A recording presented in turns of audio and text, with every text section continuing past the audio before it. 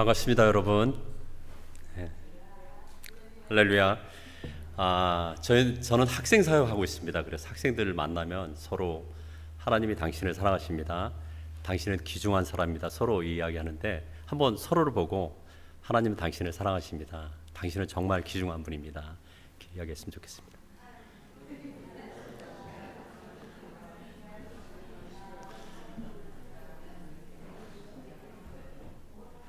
네.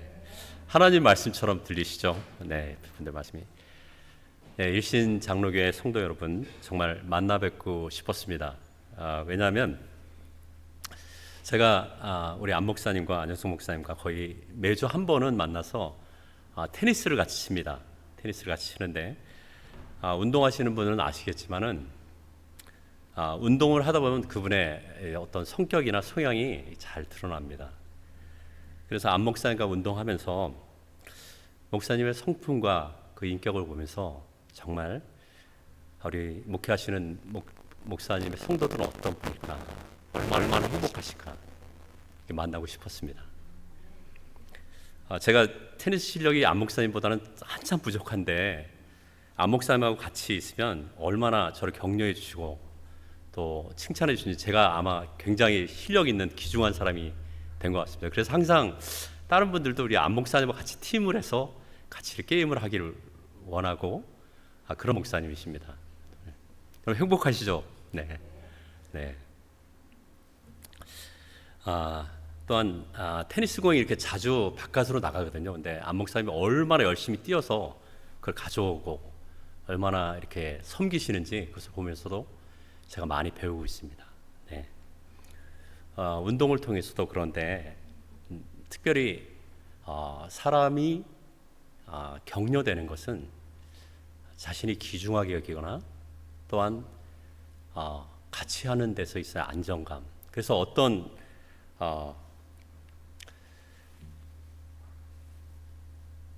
네.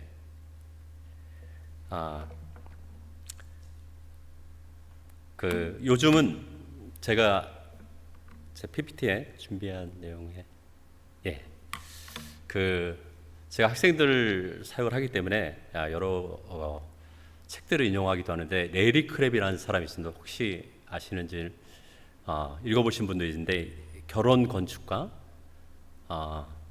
끊어진 관계 다시 있기 이런 책들을 지은 분입니다. 21세기에 가장 기독교 상담에 있어서 아웃스탠딩한 분 중에 한 분인데 이분의 유명한 책 중에 격려를 통한 사랑이라는 책이 있습니다.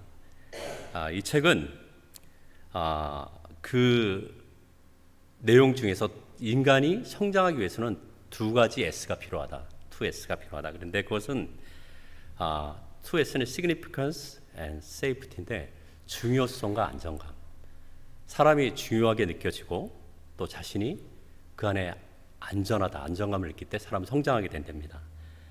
그래서 그것이 확신되어지면 삶이 격려가 되어지고 또 성장하게 되는데 그 책에서 특별히 격려를 통한 영적 성장 이것을 강조하고 있습니다. 근데 이 사람이 중요성과 안정감이 그런 이해는 가정에서부터 시작된다고 합니다. 근데 이 가정이 가정에서 자랄 때 저는 교회에서 자랐지만 교회 바닥을 많이 기어다녔어요. 그래갖고 우리 장로님이 얼마나 꾸중을 많이 하시던지 그래서 말썽 피우고 이렇게 잘 못하면 얼마나 꾸중을 들을 때마다 자존감이 낮아지죠. 그러지만 그래서 이 아이들이 격려되지 못하는 경우가 많이 있습니다. 특별히 학교에서도 저희 자녀들도 있지만 학교에서도 성적이 좋고 잘하면 인정받고 또 직장도 실적이 있거나 능력 위주의 사람이 인정받는 것이 이 사회입니다. 그래서 얼마 전에도 저희 제자 중에 한 명이 삼성에서 이제 이사가 못 되고 퇴직을 하게 됐는데 정말 치열한 어떤 그런 제가 특별한 기업을 이렇게 얘기해서 좀 그렇지만 또 얼마 전에 우리 학생들을 만났는데 제 아들이 지금 이제 LG 배터리 관련된 데서 일하고 있습니다. 근데 LG라고 얘기하니까 학생들 얘기가 life is good, life is good. 그래서 제가 LG를 뭐 이렇게 칭찬하는 건 아니지만 LG가 인간 경영, 그래서 그 직장인 한 사람 한 사람에 대한 굉장한 배려와 중요하게 생각하는 그런 것이 많다고 합니다. 그래서 저도 이번에 처음 들었습니다. 근데 어쨌든 사람이 자신의 중요성이 인정될 때 사람은 격려되고 성장할 수 있다고 합니다. 또 우리 몸에 이제 얼마 전에 이제 발바닥에서 뭐 상처가 나갖고 그 전까지는 발바닥이 있는지도 몰랐습니다. 근데 몸에 약한 부분들이 생겼을 때 우리가 그것이 얼마나 귀중한지 느끼게 될 것입니다. 또한 가정이 점점 불안해지는 세대가 지금 세대인데, 저도 학생 사역을 하지만 학생들하고 이제 선교를 간다든가 가기 전에 항상 라이프 쉐어링을 합니다. 그래서 가정 얘기를 들으면 정말 어느 가정 한 가정도 온전한 가정이 없어지는 것 같은 그런 안타까움과 절망이 있습니다.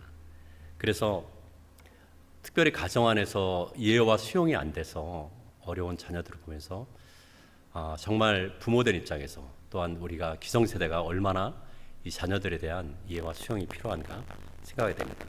그래서 가정에서 그러한 환경이 잘 성장하기 어렵게 만드는 것 같습니다.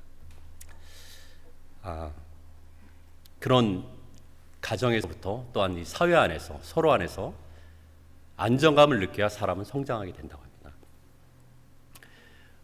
오늘 우리 전사님 기도하신 것처럼 우리가 그리스도를 믿고 그리스도를 믿는다는 건 하나님의 은혜를 경험하는 것입니다. 그리고 우리가 그리스도를 믿는 것은 우리의 믿음의 대상인 하나님을 아는 것입니다. 그리고 하나님이 우리를 사랑하시고 용서하신 은혜, 그 하나님의 사랑과 용서의 내용인 예수 그리스도를 만나는 것입니다. 우리를 향한 하나님의 진실하신 사랑, 그 사랑을 우리에게 보여주신 예수 그리스도를 만나서 그 사랑을 믿고 주님을 의지하는 것입니다.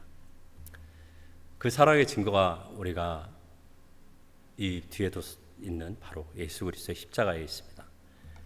하나님께서 우리를 사랑하신 증거, 그 자신을 주신 예수 그리스도, 그분의 십자가, 그 사랑을 만나는 것이 우리의 믿음이고 은혜입니다. 그 사랑의 십자가, 그 십자가의 사랑을 믿고 나오는 것이 우리의 믿음입니다. 그래서 우리가 믿음으로 사는 것은 그 베푸신 사랑에 반응하는 것입니다. 우리가 함께 읽은 말씀은 제자들이 부활하신 주님, 예수님을 다시 만나는 장면입니다. 제자들은 부활하신 주님을 만나서 그 만난 이후에 삶이 전적으로 변하게 됩니다. 제자들이 오늘 말씀처럼 베드로가 나는 물고기 잡으러 가노라. 이전에 주님을 만나서 봤던 그 많은 기적과 주님을 통해서 가졌던 하나님 나라의 소망을 모두 다 잃어버린 그 베드로, 다시 삶의 현장으로 돌아와서 그물을 버려두고 갔던 그 자리에서 다시 했더니 많은 제자들이 나는 물고기 잡으러 간다는 베드로를 따라가는 모습이 바로 오늘의 모습입니다. 그러나 예수님 다시 만난 이후에 그들은 그들의 두려움과 또한 그들이 누구도 얘기하지 못하지만 그들이 하는 죄책감에서 벗어나게 됩니다.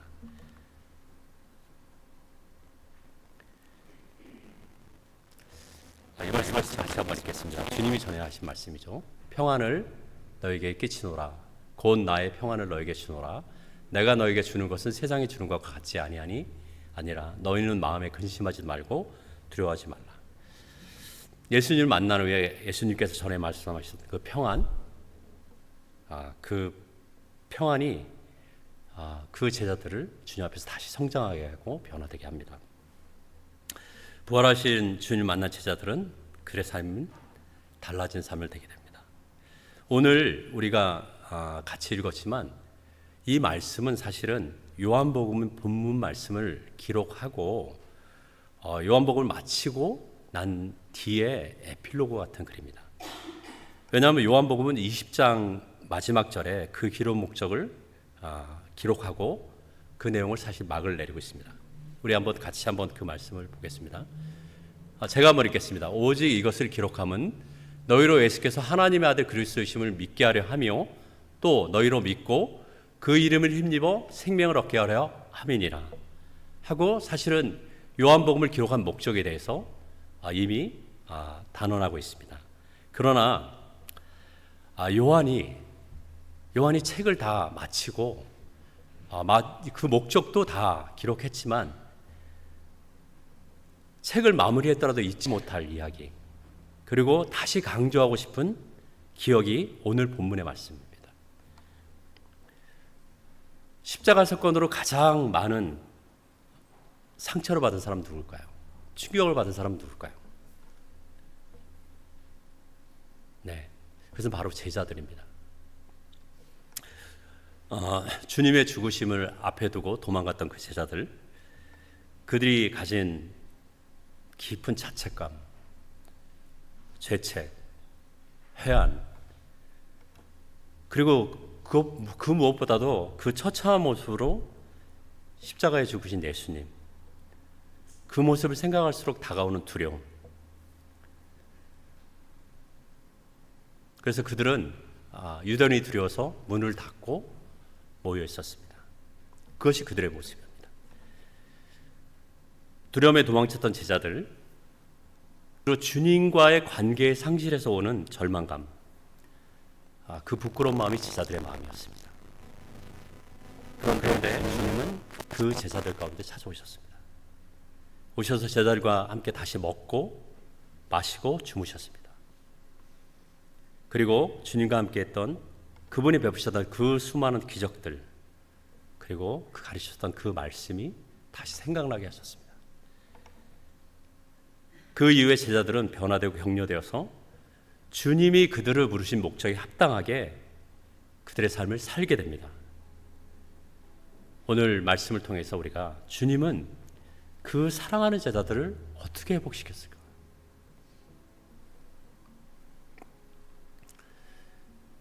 주님은 오늘 말씀처럼 변함없이 그들의 먼저 믿음을 회복시켜 주십니다.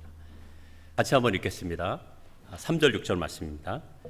시몬 베드로가 나는 물고기 잡으러 가노라 하니 그들이 우리도 함께 가겠다 하고 나가서 배에 올랐으나 그날 밤에 아무것도 잡지 못하였더니 날이 새어갈 때 예수께서 바닷가에 서셨으나 제자들이 예수이신 줄 알지 못하는지라. 예수께서 이르시되 얘들아 너에게 고기가 있느냐 대답하되 없나이다. 밤새 그물을 던지며 고기를 잡으려고 했지만 고기를 잡지 못했습니다. 그리고 서로에게도 아무 할 말이 없고 묵묵히 있을 수밖에 없는 그들의 제자들, 서로에 대한 실망, 무엇보다 자기 자신에 대한 실망, 깨어진 마음, 다시 일상으로 돌아와서 그들이 그물을 던지고 주님을 따르겠다는 그들이 다시 돌아와서 다시 이제는 그들의 일상을 살고 있는 그들, 마치 꿈과 환상을 상실한 인간의 모습, 그것은 어두운 밤이었습니다. 그러나 주님께서 나타나셔서 그물을 내 오른편에 던지라. 그때 그들은 그물을 들 수 없을 만큼 많은 물고기를 잡게 됩니다. 그때 요한이 직감적으로 주님이시다 외칩니다. 주님이시다.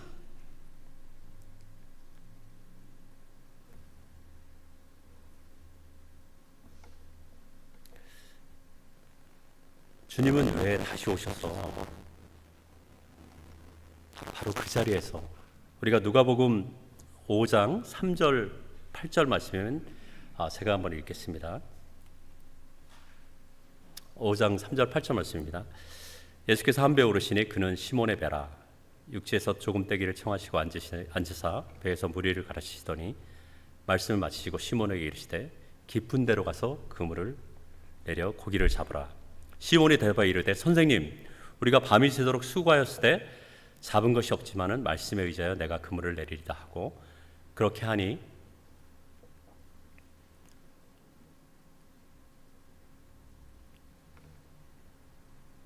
그렇게 하니 고기를 잡은 것이 힘이 많아 그물이 찢어지는지라. 이에 다른 배에 있는 동무들에게 손짓하여 와서 도와달라 하니 그들이 와서 두 배의 채움에 잠기게 되었더라. 시몬 베드로가 이를 보고 예수의 무릎 앞에 엎드려 주여 나를 떠나소서 나는 죄인으로소이다 하니.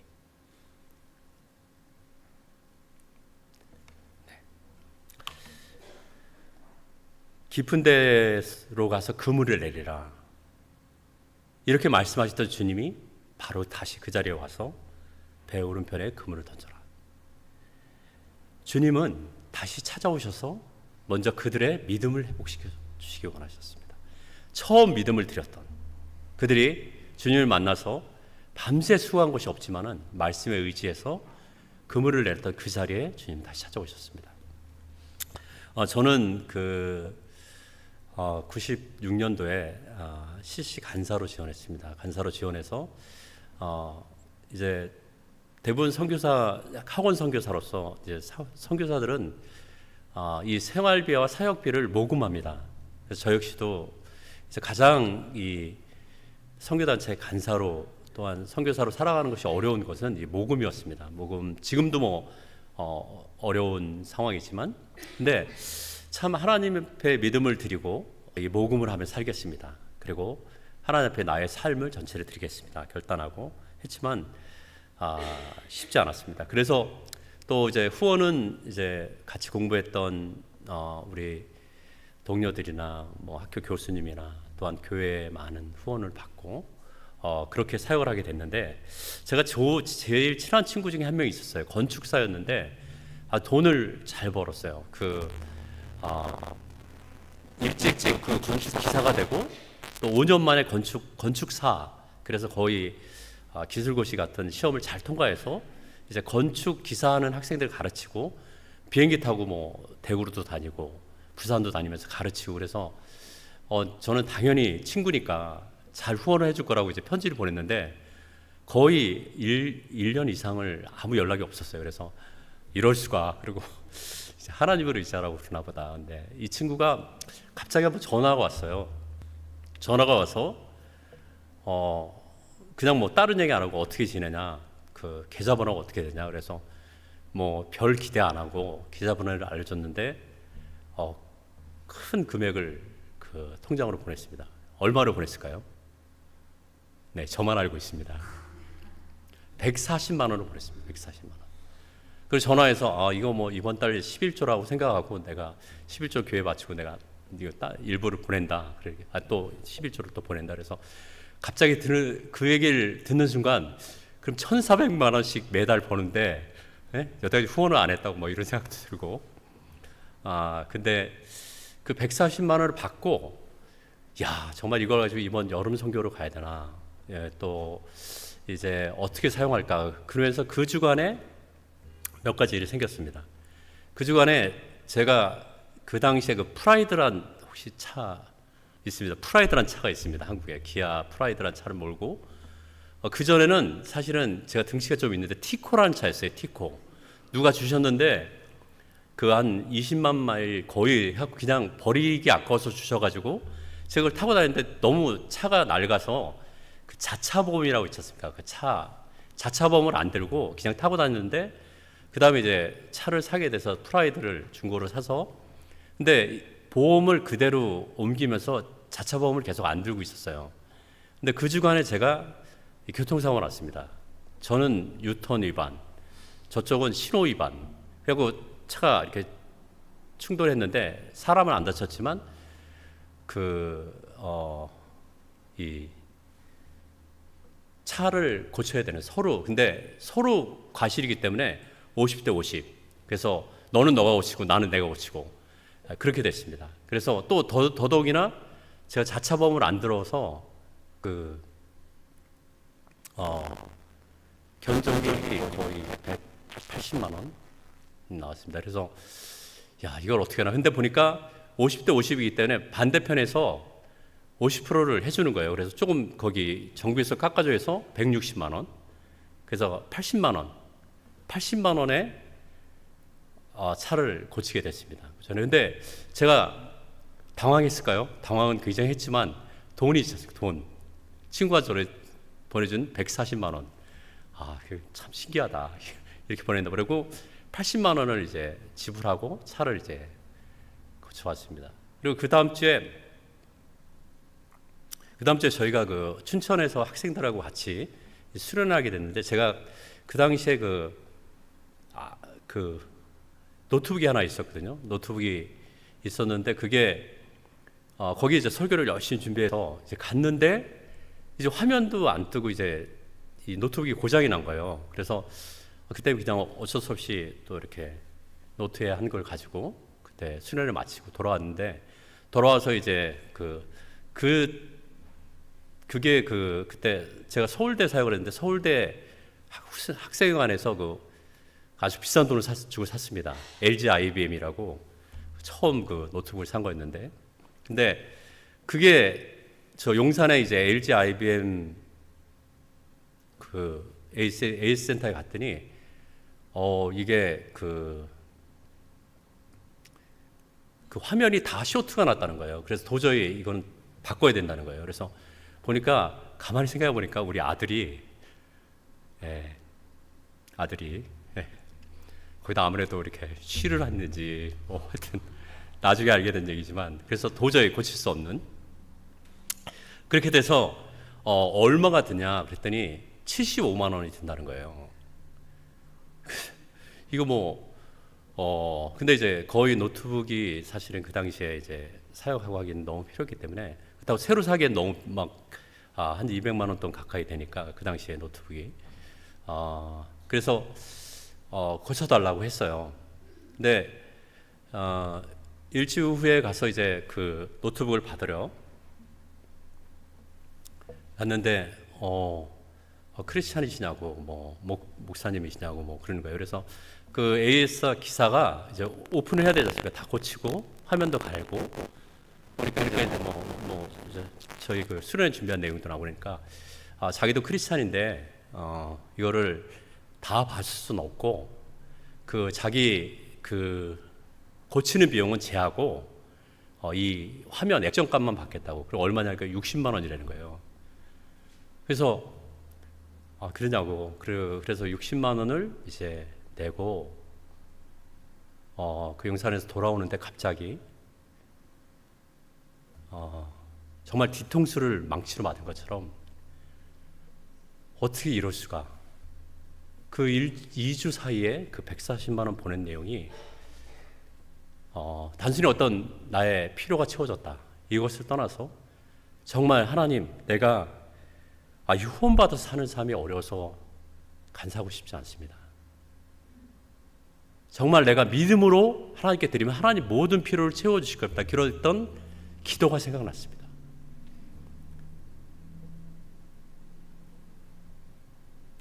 나를 주님 부르실 때 염려하지 마라. 너의 모든 필요는 내가 채워주시겠다. 너의 재정적인 요구를 내가 채우겠다 했던 증거처럼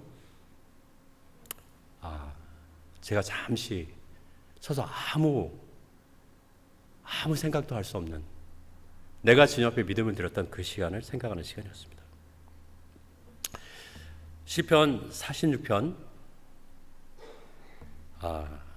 10절 말씀에 너희는 가만히 있어 내가 하나님됨을 알지어다. 제자들의 153마리의 그 물고기를 보며 그들이 무슨 생각을 했을까요? 주님은 제자들의 믿음을 먼저 회복시켜 주셨습니다. 또한 주님은 변함없이 우리들의 필요를 회복시켜 주십니다. 12절 13절 말씀을 제가 읽겠습니다. 예수께서 이르시되 와서 조반을 먹으라 하시니 제자들이 주님이신 줄 아는 거로 당신이 누구냐 감히 묻는 자가 없더라. 예수께서 가서 떡을 가져다가 그들에게 주시고 생선도 그와 같이 하시더라. 해변에 주님과 함께 앉아있는 제자들의 모습을 생각해 보십시오. 어느 누구도 입을 열지 못했습니다. 그들이 주님인 줄 아는 거로 아무 이야기도 하지 못합니다. 밤새 추위에 떨며 그물을 했던 그들이 또한 얼마나 그들이 허기지고 그들의 필요를 주님께서 잘 아셔서 그들에게 생선과 떡을 준비해 주셨습니다. 이때 제자들은 다시 생각하게 되는 것은 그들의 손으로 나누며 기적을 경험했던 5병이어의 기적, 7병이어의 기적, 그리고 주님이 허기진 자들을 돌아보시는, 그 병든 자를 고치시는 그 주님의 기적들을 다시 생각나게 하셨습니다.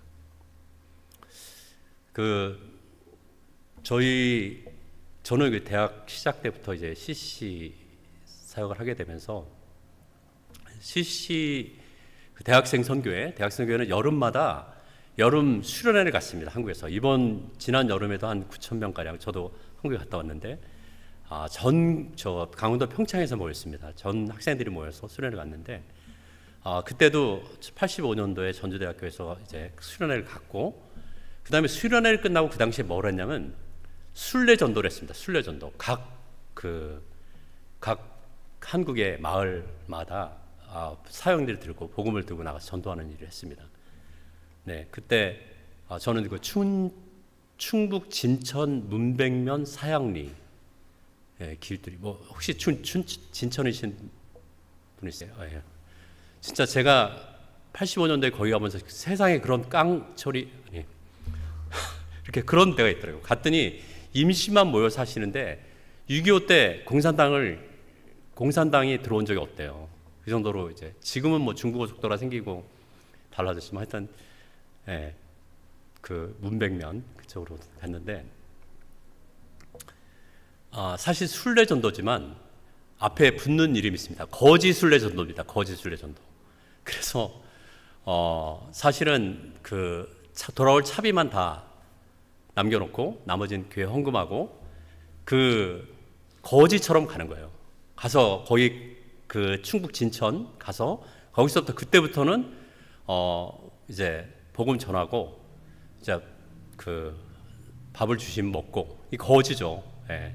그렇지만 거룩한 거지가 되자, 복음을 전하는 거지가 되자. 그래서 학생들과 그런 시간을 가졌는데 저도 거기서 신입생 그러니까 형님들하고 우리 한 8명 정도 됐는데 그 진천 문백면 길들인가 하여튼 그 길두교회인가 그 교회에 가게 됐습니다. 이제 밤에 이제 하루 종일 이제 전도했는데 그날은 밥도 안 주시고 또 듣는 사람도 없고 너무 힘들게 하루 지냈는데 지나가는데 그 수박이 이제 덩글덩글 열렸어요. 근데 얼마나 그 수박이 먹고 싶은지 진짜 그 우리 순장 형님 아예 저 수박 너무 먹고 싶다 했더니 한마디로 그냥 기도하면 하나님 주실 거야.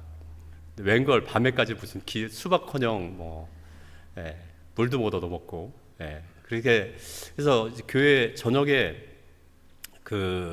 갈 곳이 없기 때문에 교회에 가게 됐습니다. 그래서 그 길두교회인가 갔더니 어떤 집사님 한 분이 계시고 전도사님이 목회하시는데 전도사님은 읍내 여름성경학교 준비로 가셨대요. 그래서 내일 오신다는 거예요. 그래서 어떻게 해야 되나 하는데 저희가 뭐 그렇게 소송이고 있는데 그 동네 청년들이 한 10명이 오더라고요. 10명 정도가 그것도 그냥 오는 게 아니라 술에 다 취해가지고 이렇게 뭐 서울에서 이제 무슨 학생들이 왔다니까 보자 그런 식으로 온 거예요. 근데 아무래도 분위기가 저희가 한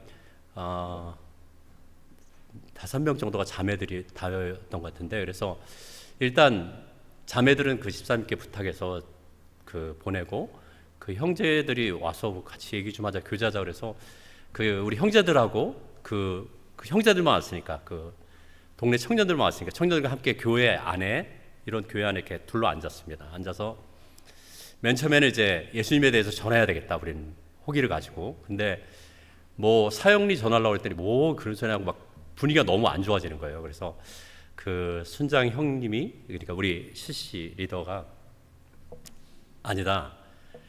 너 나부터 할 테니까 나에게 예수님이 어떤 의미인지 간증을 해라. 그래서 이제 형님부터 이제 시니어 형님부터 간증을 했어요. 근데 한두 명이 가는 거예요.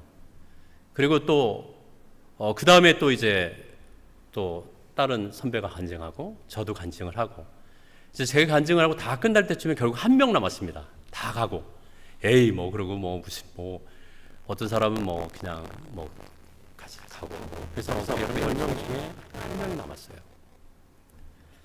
근데 놀라운 것은 그 한 명이 사실은 내일 모레 내가 군대에 가는데 너무 두렵다. 그래서 동네 청년들과 같이 이렇게 술을 먹게 됐는데 정말 너희들이 말한 예수님을 내가 믿고 싶다.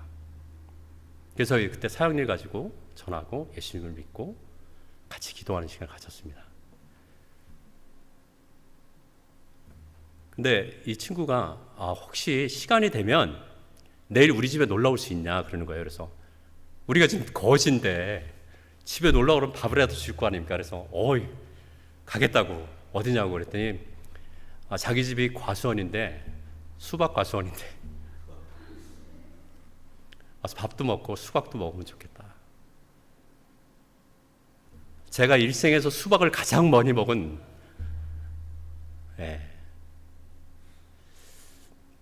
수박을 먹으면서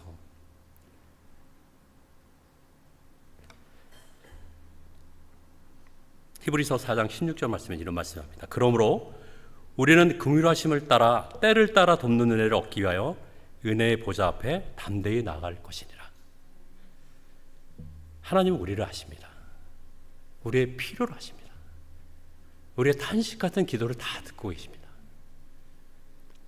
우리의 진정한 필요를 아셔서 우리의 믿음을 회복해 주시기 원합니다. 주님께서 나를 돌아보고 계시구나. 나와 함께 하시구나. 2000년 전에 제자들은 동일한 그 감격 안에 서 있었을 것입니다. 주님은 변함없이 우리의 관계를 회복시켜 주십니다. 우리가 오늘 읽은 말씀 14절까지 말씀을 읽었는데 15절 말씀은 우리가 너무나도 잘 아는 베드로와 주님과의 대화 이야기입니다. 요한이 마지막으로 그 기억 속에 잊지 못할 기억으로 주님과 그 바닷가의 사건과 베드로 이야기를 왜 이렇게 사실대로 그 세 번의 질문한 그 내용을 생생하게 적었을까요? 베드로가 마치 요한의 라이벌이어서 베드로의 실패를 강조하고 싶어서였을까요? 아닙니다. 어떻게 보면 비참하게 실패한 베드로의 모습은 바로 요한 자신의 모습이었고 또한 제자들의 모습이었고 그리고 날마다 우리 삶 가운데 실패하고 절망한 우리 자신의 모습입니다. 예수님은 그 사랑과 은혜의 말씀 가운데서 나타내시고 그 용서와 사랑이 주님과의 관계를 어떻게 회복하시는지 말씀하고 계십니다.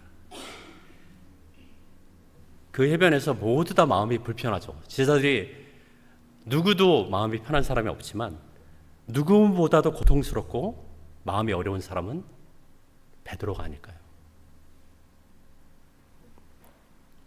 하지만 예수님은 베드로에게 이전 일을 생각하게 하는 어떤 질문도 하지 않았습니다. 내가 미리 말했었지 너 3번 부인한다고 이렇게 얘기했을까요? 내가 너 그럴 줄 알았다 그렇게 얘기하지 않으셨습니다. 내가 나를 사랑하느냐 내가 나를 사랑하느냐 내가 나를 사랑하느냐 이 3번의 질문과 3번의 대답은 베드로의 고백을 통해서 회복해 하시는 예수님의 사랑입니다. 끊어진 관계를 회복시키시고 격려해 주시는 예수님의 그 사랑. 베드로를 회복시키고 사랑하시는 예수님은 요한을 회복시키고 사랑하셨습니다. 제자들을 회복시키고 사랑하셨습니다. 동일하게 우리도 회복시키시고 사랑하시는 주님이십니다.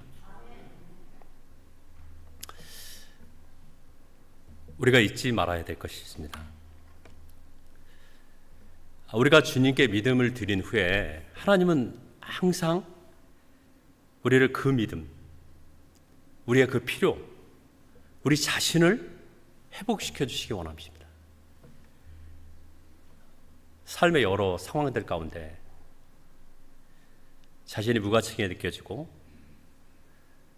우리의 존재성을 우리의 존재의 중요성, 이 시그니펀스가 무너지고 또한 이 불안한 세대, 이 전쟁과 또한 이 끊임없는 이 성적 정체성, 이 사회의 모든 문제들 가운데 있는 우리 안에 이 불안과 절망을 넘어서 주님이 주시는 내가 주는 평안, 세상이 비교할 수 없는 그 평안, 그 세이프티, 그 피스, 그 샬롬을 주시기 원합니다. 사랑과 용서로 우리 삶을 격려해 주셔서 우리 속사람이 자라가도록 그리스도의 장성한 분량까지 주님이 우리를 귀중히 여기는 그 시그니피컨스와 또한 우리 주님이 우리에게 주신 그 평안 가운데서 우리가 그리스도의 장성한 분량까지 성장하는 삶을 살기를 원하십니다. 하나님은 우리가 처음 인사한 것처럼 예수 그리스도의 가치만큼 귀중한 자로, 하나님 자신만큼 우리를 귀중한 자로 인정해 주시고 때를 따라 우리의 필요를 채워주시고 우리를 회복시켜 주십니다. 우리가 요한복음 8장에는 가늠한 여인이 이야기를 합니다.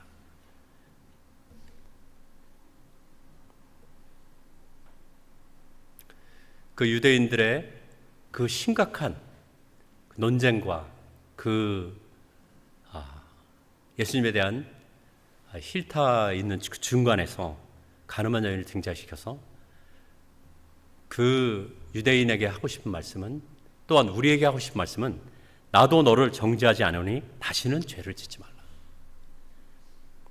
주님은 우리가 자신도 용서하지 못하고 다른 사람도 용서하지 않는 우리들을 우리 자신도 용서하고 다른 사람도 용서하는 하나님의 형상으로 회복시켜 주시기를 원하십니다.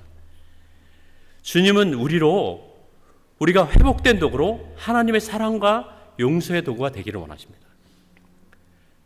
주님은 제자된 그들에게 성령을 부어주셔서 그들이 살아있는 생명의 삶, 제자로서의 삶을 살도록 말씀하십니다.